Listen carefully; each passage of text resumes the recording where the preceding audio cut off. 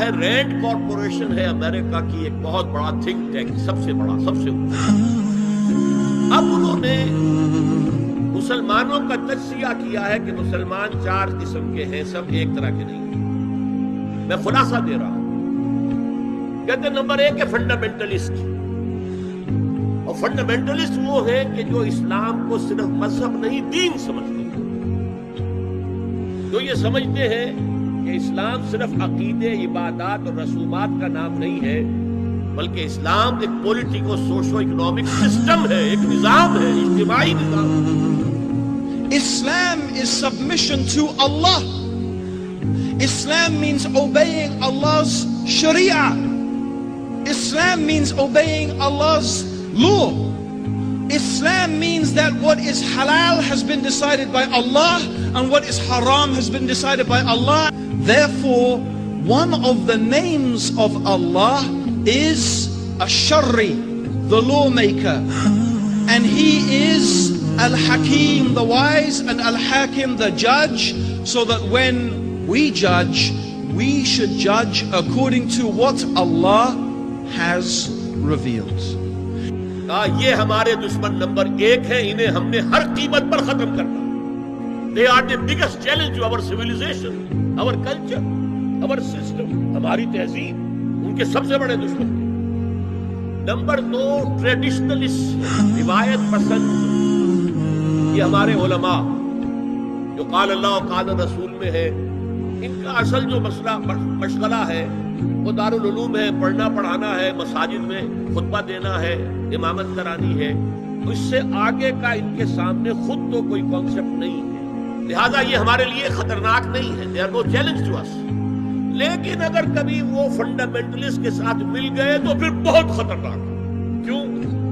ان کے پاس عوام تک رسائی کا بہت بڑا ذریعہ ہے۔ ہر جمعے کو ایک اجتماع ہو رہا ہے، جلسہ ہو رہا ہے، چھوٹی سی جلسی کرنی ہو تو ہزاروں روپیہ خرچ کرنا پڑتا ہے، اشتہار ہے، پوسٹر ہے، فلاں ہے، اور یہاں لوگ چلے آ رہے ہیں نہا دھو کر، کپڑے بدل کر، اچھے عطر بھی لگا کر آ رہے ہیں، کچے دھاگے سے بندھے ہوئے، تو ان کے پاس تو بڑا ذریعہ ہے۔ یہ اگر فنڈامنٹل کے ساتھ مل گئے تو بہت خطرناک ہے۔ لہذا ان کے لیے تو یہ ہے کہ اولاً تو ان کو ایک دوسرے سے دور رکھو، اور جو ٹریڈیشنلسٹ ہیں انہیں اپنے باہمی جو مسلکی اختلافات ہیں، فرقے وارانہ اختلافات ہیں، ان کے اندر بزی رکھو، شوشے چھوڑتے رہو تاکہ وہ اسی بحث کے اندر مناظرے بازی میں لگے رہیں۔ تیسرے انہوں نے کہا ماڈرنسٹ، یہ وہ لوگ ہیں کہ جو اسلام کی ایک تعبیر جدید کر رہے ہیں اور اسے ہماری تہذیب کے ساتھ ہم آہنگ، کمپیٹیبل بنا رہے ہیں۔ ان کی مدد کرو، انہیں سپورٹ کرو، انہیں پیسہ دو، اور ان کے لیے خاص طور پر پرنٹ اور الیکٹرانک میڈیا میں ان کی اپیئرنس کا بندوبست کرو، اس لیے ان کے پاس کوئی اور ذریعہ تو ہے نہیں۔ ان میں سے کسی کو کوئی مسجد میں خطیب بنا کر تو نہیں کھڑا کرے گا، تو ان کے لیے ذریعہ چاہیے تاکہ عوام تک پہنچے۔ آج کا سب سے بڑا ذریعہ ٹیلی ویژن ہے، لاؤ انہیں اس کو، اور انگریزی پریس ہمارا خاص طور پر جو ہے ان کا اعلی کار ہے۔ ان کے لیے یہ ہے کہ ان کی مدد کرو، سپورٹ کرو، اور انہیں پرنٹ اور الیکٹرانک میڈیا کے اندر انہیں ایکسپوژر دو۔ چوتھا کہتے ہیں وہ ہے سیکولرسٹ، پہلے ہی سے ہمارے ہیں، ہماری جیب میں ہیں، وہ تسلیم کر چکے ہیں، ہضم کر چکے ہیں کہ نظام کا، زندگی کے نظام کا کوئی تعلق مذہب سے نہیں ہے، مذہب نام ہے عقیدے کا اور عبادات کا اور رسومات کا، تو یہ تو ہمارے ہیں ہی ہیں۔ تو گویا کہ 2 جمع 2 تقسیم ہو گئی، 2 کو سپورٹ کرو، مدد دو، اور 2 کو سپریس کرو، اور ان دونوں کو ایک دوسرے سے دور رکھو، اور جو ٹریڈیشنلسٹ ہے، روایت پسند، انہیں ان کے اختلافات میں الجھایا۔